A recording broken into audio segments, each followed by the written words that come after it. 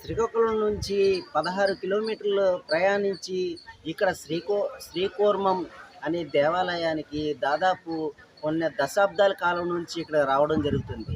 అయితే ఈ దశాబ్దాల కాలం నుంచి చరిత్రాత్మకంగా ఉండే ఈ దేవాలయం ఒక పుణ్యక్షేత్రంగా ప్రసిద్ధిగాంచింది.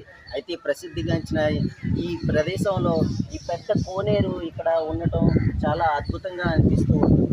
ఈ కోనేరుని చూస్తూ ఉంటే ఎప్పుడెప్పటి నుంచో మన తాతల ముత్తాతల దగ్గర నుంచి వచ్చి ఇక్కడే వాళ్ళు ఆచరణలో ఉండి వాళ్ళు చేసుకునే ఆచరణలన్నీ ఇక్కడ చాలా అద్భుతంగానే ఉంటుంది.